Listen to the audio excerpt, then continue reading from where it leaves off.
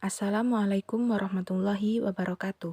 Kami kelompok 1 mata kuliah Matematika Keuangan Syariah akan membahas mengenai materi, definisi, tujuan, dan sumber hukum keuangan syariah. Kelompok 1 beranggotakan Anna Farida, Nafisatul Jannah, Wanda Yunika Putri, Sania Laida Khairunisa, Galus Septiani, Adelia Pramita, dan Harinda Maulita. Keuangan syariah. Keuangan adalah senjata politik, sosial, dan ekonomi yang ampuh di dunia modern. Ia berperan penting tidak hanya dalam alokasi dan distribusi sumber daya yang langka, tetapi juga dalam stabilitas dan pertumbuhan ekonomi. Sistem keuangan adalah suatu aturan yang menjelaskan sumber-sumber dana keuangan bagi negara dalam proses alokasi dana tersebut bagi kehidupan masyarakat. Peran utama sistem keuangan adalah mendorong alokasi efisiensi sumber daya keuangan dan sumber daya real untuk berbagai tujuan dan sasaran yang beraneka ragam. Keuangan Islam adalah sebuah sistem yang bersumber dari Al-Quran dan Sunnah serta dari penafsiran para ulama terhadap sumber-sumber wahyu tersebut. Lembaga keuangan syariah adalah lembaga keuangan yang mengeluarkan produk keuangan syariah dan yang mendapat izin operasional sebagai lembaga keuangan syariah. Secara umum, lembaga keuangan berperan sebagai lembaga intermediasi keuangan. Ciri-ciri sistem keuangan Islam ada 9, yaitu harta publik dalam sistem keuangan negara Islam adalah harta Allah. Yang kedua, Rasul adalah orang pertama yang melakukan praktik keuangan Islam. Yang ketiga, Al-Quran dan Sunnah merupakan sumber yang mendasar bagi keuangan Islam. Yang keempat, sistem keuangan Islam adalah sistem keuangan yang universal. Selanjutnya yaitu yang kelima, keuangan khusus dalam Islam menopang sistem keuangan negara Islam. Yang keenam, sistem keuangan Islam mengambil prinsip alokasi terhadap layanan sebagai sumber-sumber pendapatan negara. Yang ketujuh, sistem keuangan Islam ditandai dengan transparansi. Yang kedelapan, sistem keuangan negara Islam merupakan gerakan kebaikan. Yang kesembilan, sistem keuangan Islam adalah modal toleransi umat Islam. Prinsip-prinsip keuangan syariah. Ada 3 bagian. Yang pertama yaitu, dalam ekonomi Islam, berbagai jenis sumber daya dipandang sebagai pemberian atau titipan Allah kepada manusia. Yang kedua yaitu, Islam mengakui kepemilikan pribadi dalam batas-batas tertentu, termasuk kepemilikan alat produksi dan faktor produksi. Yang ketiga, kekuatan penggerak utama ekonomi syariah adalah kerjasama. Tujuan lembaga keuangan syariah. Tujuan utama mendirikan lembaga keuangan Islam adalah untuk menunaikan perintah Allah dalam bidang ekonomi dan muamalah serta membebaskan masyarakat Islam dari kegiatan-kegiatan yang dilarang oleh agama Islam. Lembaga Keuangan Syariah atau LKS menurut Dewan Syariah Nasional atau DSN adalah lembaga keuangan yang mengeluarkan produk keuangan syariah dan yang mendapatkan izin operasional sebagai lembaga keuangan syariah. Berikut instansi yang memiliki kewenangan mengeluarkan izin operasi yaitu ada 3. Yang pertama, Bank Indonesia. Bank Indonesia ini merupakan institusi yang berwenang mengatur dan mengawasi bank umum dan bank pengkreditan rakyat. Selanjutnya ada Departemen Keuangan. Departemen Keuangan ini merupakan institusi yang berwenang mengatur dan mengawasi koperasi. Dan yang ketiga yaitu ada Kantor Menteri Koperasi, yaitu sebagai institusi yang berwenang mengatur dan mengawasi koperasi.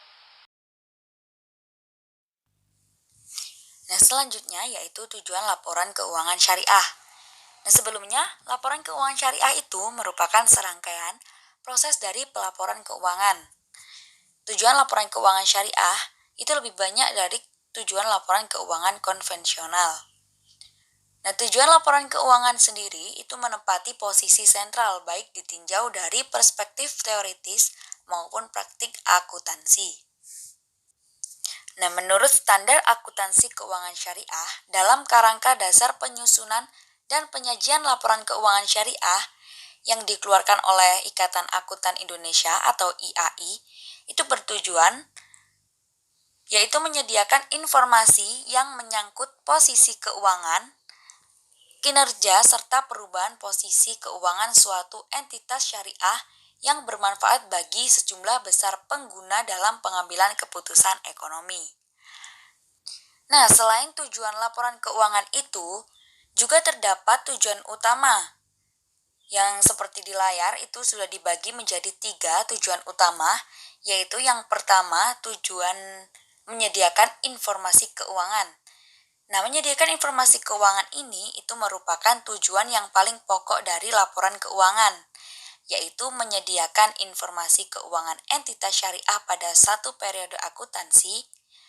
Pada umumnya periode tersebut ditentukan oleh perusahaan terkait yang menggunakan sistem syariah untuk mengatur kebijakan laporan keuangannya.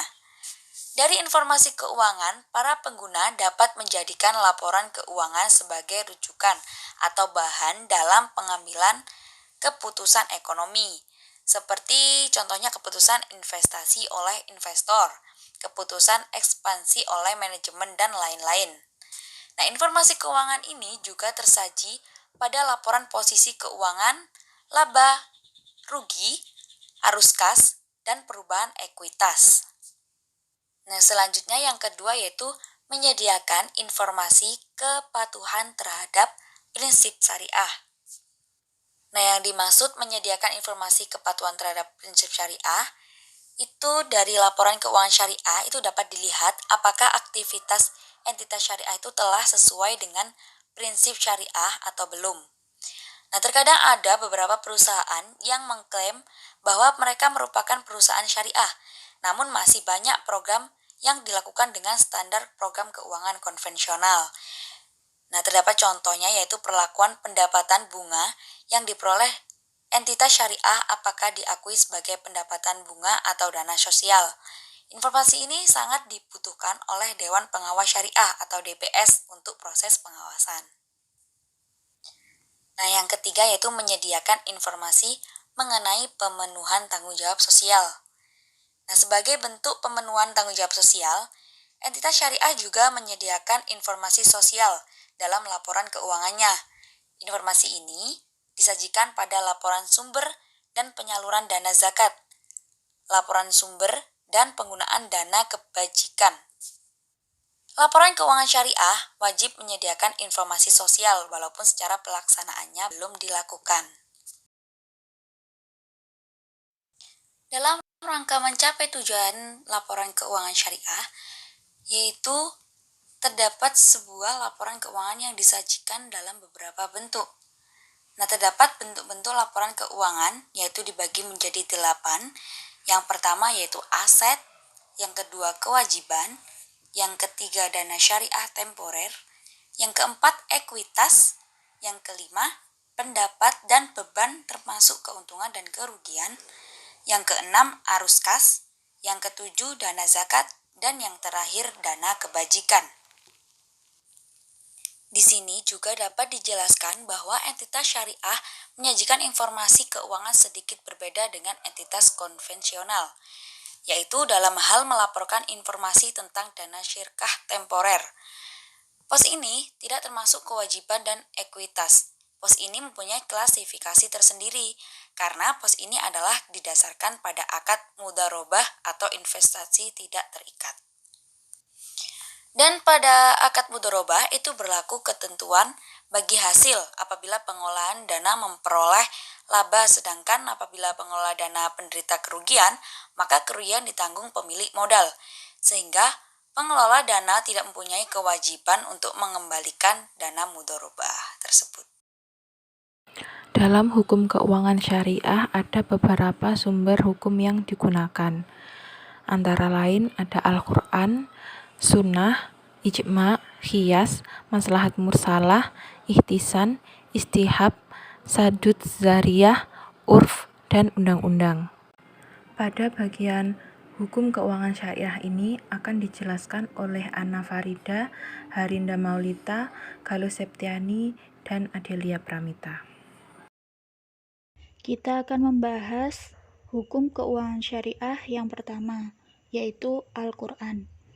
Al-Quran adalah sumber utama hukum Islam yang merupakan kumpulan wahyu yang disampaikan Allah kepada Nabi Muhammad SAW. Al-Quran memang bukan teks hukum murni, karena Al-Quran juga berbicara tentang berbagai aspek kehidupan. Salah satunya yaitu Al-Quran juga digunakan sebagai dasar hukum dalam kegiatan ekonomi, seperti halnya keuangan syariah, yang mencakup hukum dalam lembaga keuangan syariah atau bank, manajemen dalam keuangan, hingga pengelolaan dalam keuangan syariah. Contoh-contoh ayat Al-Quran yang menjadi sumber hukum tentang kegiatan ekonomi, termasuk praktik perbankan syariah. Misalnya, yang A, tentang pengelolaan harta. Dalam ayat-ayat tentang pengelolaan harta ini, Allah mengamanatkan bumi serta seisinya bagi manusia untuk menjamin keberlangsungan hidupnya. Dan hendaknya manusia selalu meningkatkan ilmu pengetahuan guna menyibak berbagai fenomena yang ada di bumi. Ayat-ayat tentang pengelolaan harta ini antara lain, yang pertama, sesungguhnya bumi ini kepunyaan Allah, dipusakakannya kepada siapa yang dikehendakinya dari hambanya, dan kesudahan yang baik adalah bagi orang-orang yang bertakwa. Quran Surat Al-A'raf ayat 128. Ayat selanjutnya, dan janganlah sebagian kamu memakan harta sebagian yang lain di antara kamu dengan jalan yang batil, dan jangan kamu membawa urusan harta itu kepada hakim, supaya kamu memakan sebagian dari harta benda orang lain itu dengan jalan berbuat dosa, padahal kamu mengetahui. Quran Surat Al-Baqarah ayat 188. Ayat terakhir, dan pada harta-harta mereka ada hak untuk orang miskin yang meminta-minta dan orang miskin yang tidak dapat bagian. Quran Surat Az-Zariyat ayat 19. Yang B, tentang riba. Segala kegiatan ekonomi yang menimbulkan unsur-unsur riba dilarang dalam agama Islam. Ayat-ayat tentang riba ini antara lain misalnya, hai orang-orang yang beriman, janganlah kamu memakan riba dengan berlipat ganda, dan bertakwalah kamu kepada Allah, supaya kamu mendapat keberuntungan. Quran Surat Ali Imran ayat 130. Yang kedua, hai orang-orang yang beriman, bertakwalah kepada Allah dan tinggalkan sisa riba yang belum kamu pungut, jika kamu orang yang beriman. Quran Surat Al-Baqarah ayat 278. Yang terakhir, dan disebabkan mereka memakan riba, padahal sesungguhnya mereka telah dilarang daripadanya, dan karena mereka memakan harta orang lain dengan jalan yang batil, kami telah menyediakan untuk orang-orang kafir di antara mereka dengan siksa yang pedih. Quran Surat An-Nisa ayat 161. Yang C, tentang perdagangan. Allah tidak akan menurunkan rizki kepada manusia, kecuali manusia berusaha untuk mendapatkannya. Dan telah ditentukan waktu bagi manusia untuk bekerja dan beristirahat. Ayat tentang perdagangan ini antara lain, yang pertama, sesungguhnya Allah tidak akan mengubah keadaan sesuatu kaum sehingga mereka mengubah keadaannya yang ada pada diri mereka sendiri. Quran Surat Ar-Rod ayat 11. Yang kedua, dialah yang menjadikan malam bagi kamu supaya kamu beristirahat padanya, dan siang terang benderang supaya kamu mencari karunia Allah. Quran Surat Yunus ayat 67. Yang terakhir yaitu, dan kecelakaan besarlah bagi orang-orang yang curang, yaitu orang-orang yang apabila menerima takaran dari orang lain, mereka minta dipenuhi, dan apabila mereka menakar atau menimbang untuk orang lain, mereka mengurangi. Quran Surat Al-Mutaffifin ayat 1-3. Yang selanjutnya yaitu sunnah. Sunnah adalah ajaran-ajaran Nabi Muhammad SAW yang disampaikan lewat ucapannya, tindakannya, atau persetujuannya. Ajaran-ajaran yang merupakan sunnah ini direkam atau diwariskan dalam suatu rekaman yang dinamakan hadis. Jadi, hadis adalah rekaman warta mengenai perkataan, perbuatan, dan persetujuan Nabi Muhammad SAW yang merupakan sunnahnya. Adapun contoh hadis-hadis yang dijadikan sumber hukum dalam kegiatan ekonomi dan menyangkut dengan keuangan syariah, antara lainnya yaitu yang A. Hadis tentang ekonomi. Hadis pertama, sesungguhnya Allah tidak menyukai kalian menyia-nyiakan harta. Hadis riwayat Bukhari. Yang kedua, barang siapa yang mati mempertahankan hartanya, maka ia mati syahid. Hadis riwayat Muslim. Yang B. Hadis tentang perdagangan. Hadis pertama, pedagang yang jujur dan dapat dipercaya termasuk dalam golongan para nabi, orang-orang yang benar-benar tulus, dan para syuhada. Hadis riwayat Tirmizi, Darimi, dan Daroqutni.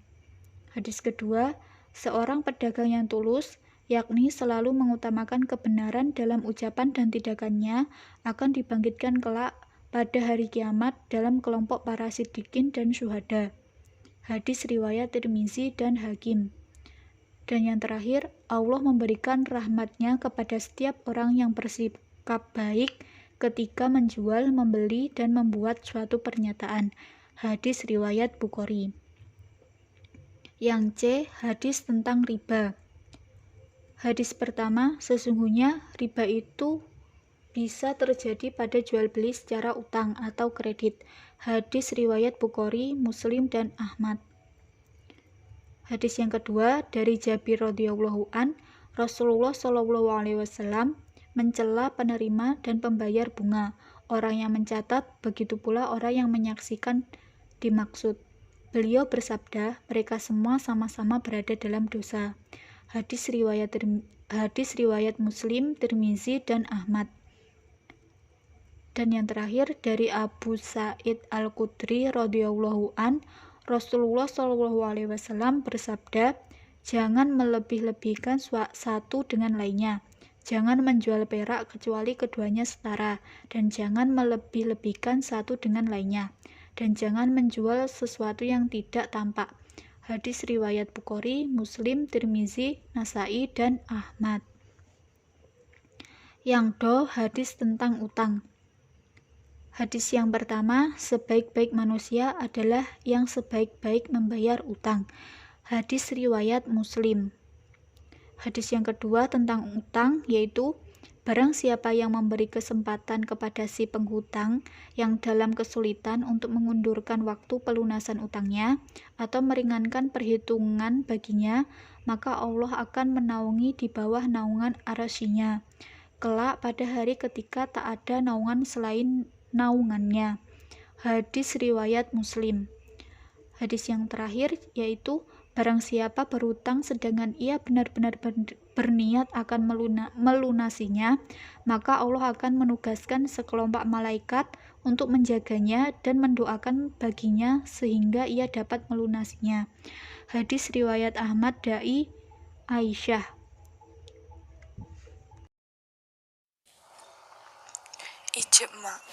Ijma adalah kesepakatan para mujtahid atau ahli hukum yang menemukan hukum syara sesudah zaman Nabi Muhammad SAW mengenai hukum suatu kasus tertentu. Tidak semua mazhab dalam Islam menerima ijma dalam konsep seperti ini. Ahli-ahli hukum mazhab Hambali hanya menerima ijma para sahabat Nabi Muhammad SAW, sedangkan ijma sesudah generasi tersebut tidak diterima dengan alasan bahwa kemungkinan terjadinya ijma seperti itu secara faktual adalah sulit. Di lain pihak ada pendapat bahwa ijma adalah kesepakatan umat, bukan kesepakatan mujtahid saja. Contoh ijma dalam keuangan syariah adalah tentang keharaman asuransi konvensional.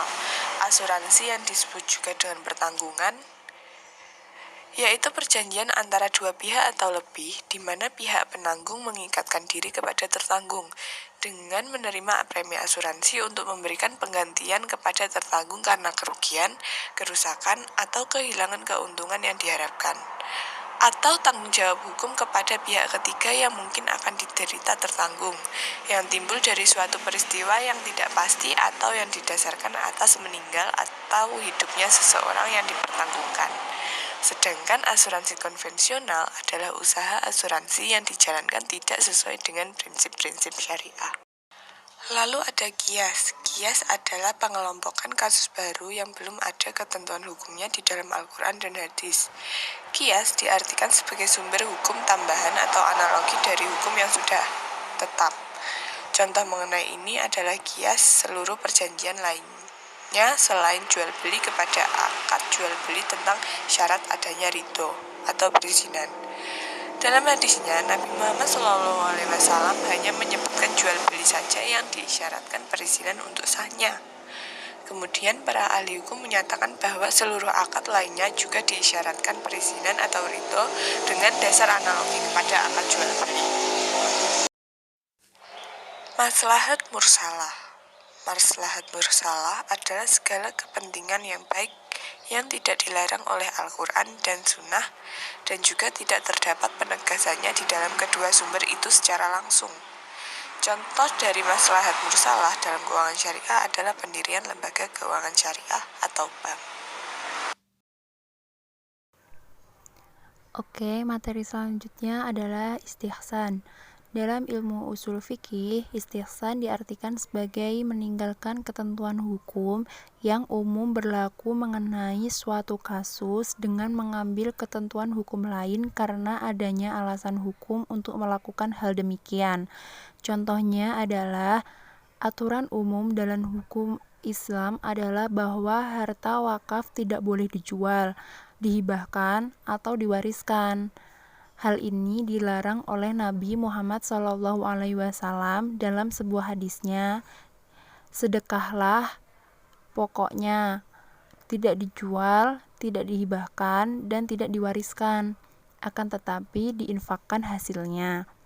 Akan tetapi, dalam keadaan kasus di mana apabila wakaf tidak dijual akan terjadi pemubaziran, sementara tindakan pemubaziran itu dilarang, maka wakaf diperbolehkan dijual dengan melanggar aturan umum mengenai larangan menjual wakaf itu.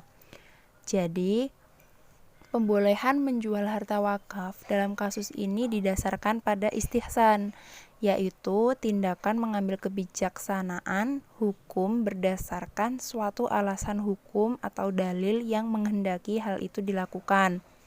Pada prinsipnya, istihsan merupakan suatu upaya mengatasi kekakuan penerapan logis aturan umum dalam kasus tertentu yang tidak lagi dapat mewujudkan tujuan hukum, yaitu terciptanya kemaslahatan dan keadilan. Maka hukum boleh dilanggar agar tujuan hukum terpenuhi. Landasan hukum selanjutnya adalah istishab. Istishab menurut ulama usul adalah menetapkan hukum suatu peristiwa hukum yang tidak disebut nas dan ijma berlandaskan pada pemeliharaan maslahat al-mursalah, yaitu maslahat yang tidak ada dalil dari syara yang menunjukkan diakuinya atau ditolaknya. Istishab sendiri juga diartikan sebagai kelangsungan status hukum suatu hal di masa lalu, pada masa kini, dan masa depan, sejauh sebelum ada perubahan terhadap status hukum tersebut. Misalnya saja seorang yang hilang yang tidak diketahui rimbanya, maka statusnya dianggap tetap masih hidup sampai terbukti ia telah meninggal atau dinyatakan telah meninggal oleh keputusan hakim. Oleh karena itu, selama belum ada bukti bahwa ia telah meninggal atau selama belum dinyatakan meninggal oleh keputusan hakim, maka harta kekayaannya belum dapat dibagikan kepada ahli waris. Berikutnya adalah sadud zariyah atau tindakan preventif. Merupakan tindakan preventif dengan melarang suatu perbuatan yang menurut hukum syara sebenarnya diperbolehkan. Namun melalui ijtihad, perbuatan tersebut dilarang karena dapat membawa kepada sesuatu yang dilarang atau yang menimbulkan mudorot. Contohnya dari sadud zariyah adalah dalam keuangan Islam adalah transaksi jual beli secara kredit yang memungkinkan terjadinya riba. Terjadi perbedaan pendapat di kalangan ulama. Menurut Imam Syafi'i dan Abu Hanifah, jual beli tersebut diperbolehkan karena syarat dan rukun dalam jual beli sudah terpenuhi. Sedangkan menurut Imam Maliki dan Ahmad Ibnu Hanbal, lebih memperhatikan akibat yang ditimbulkan oleh praktek jual beli tersebut, yakni menimbulkan riba. Dengan demikian, zari'ah seperti itu tidak diperbolehkan. Ada 3 alasan dikemukakan oleh Imam Malik dan Imam Ahmad Ibnu Hambal dalam mengungkapkan pendapatnya. Yang pertama yaitu dalam jual beli kredit, perlu diperhatikan tujuan dan akibatnya yang membawa kepada perbuatan yang mengandung unsur riba meskipun sifatnya sebatas praduga yang berat.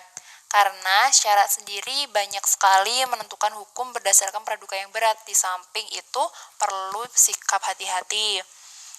Yang kedua yaitu dalam kasus bai al-ajal terdapat 2 dasar yang bertentangan antara sahnya jual beli karena ada syarat dan rukun dengan menjaga seseorang dari kemadorotan.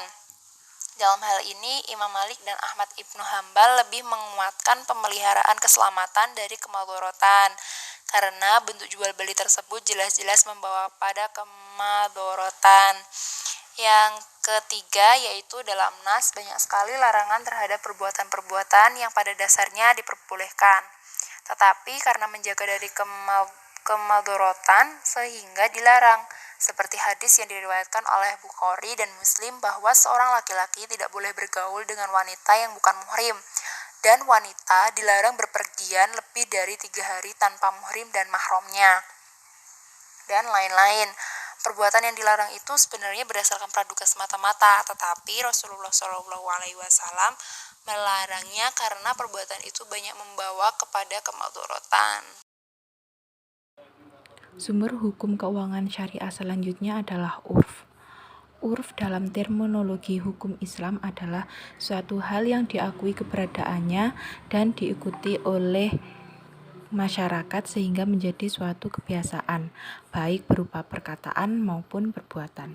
Sepanjang tidak bertentangan dengan ketentuan nas-nas syariah atau ijma. Contoh urf dalam ekonomi Islam adalah dalam transaksi jual beli, di mana dalam transaksi jual beli tersebut terdapat ucapan siqot atau ucapan saya jual atau ucapan saya beli. Karena dalam transaksi jual beli tersebut menggunakan ucapan siqot, maka transaksi tersebut dikatakan sah.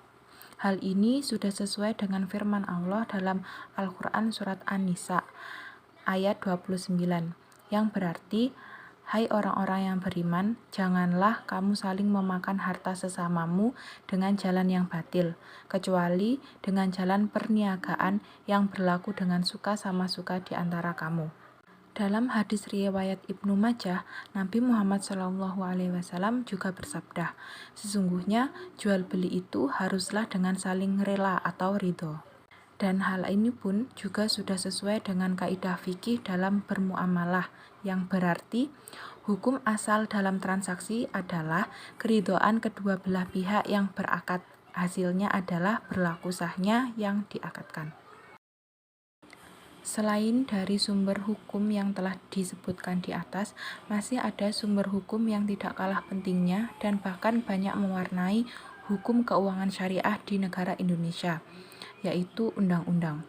Misalnya, pada Undang-Undang Nomor 21 Tahun 2008 tentang Perbankan Syariah, dan juga ada dalam Undang-Undang Nomor 19 Tahun 2008 tentang Surat Berharga Syariah Negara atau SBSN, dan juga ada beberapa peraturan dan edaran BI dan Bapemam atau LK atau sekarang disebut Otoritas Jasa Keuangan atau OJK.